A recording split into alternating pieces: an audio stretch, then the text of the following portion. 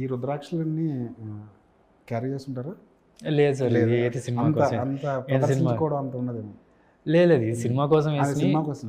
జనరల్గా ఈ మన ఈ మాల్ ఉంటుంది నా దగ్గర, కరంగళి ఆ, మాల్. చాలా ఫేమస్ ఇది. యా, సో ఇది ఉంటుంది.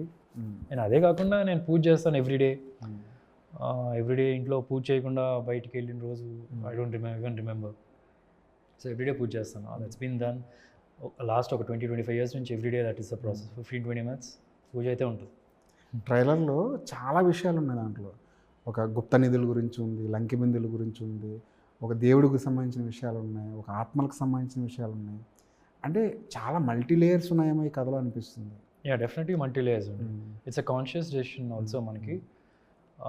ఒక సింగిల్ థ్రెడ్లో ఉన్నప్పుడు చాలా ఆడియన్స్ని హోల్డ్ చేయడం కూడా చాలా కష్టం. అట్ ద సేమ్ టైం ఏదో ఆడియన్స్ని హోల్డ్ చేయాలని కాకుండా క్యారెక్టరైజేషన్స్ వచ్చిన కథే. ఇప్పుడు శివుడు ఎలిమెంట్ కూడా ఆర్గానిక్గా వస్తుంది. నేను ఒక గోస్ట్ అంటారు కానీ గోస్ట్ని బిలీవ్ చేయను. So there is multi layer. Family ఉంటుంది. చిన్న పిల్లోడిని ఎవరో చంపాలని చూస్తున్నారు, చిన్న బాబుని. సో అట్లాంటివి కూడా ఉన్నాయి.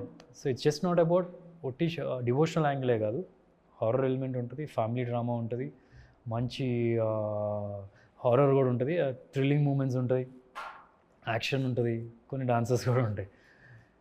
So it's like a proper ఆర్గానిక్గా సెట్ అయిన మంచి కథ. వెరీ రేర్గా అలా దొరుకుతూ ఉంటాయి.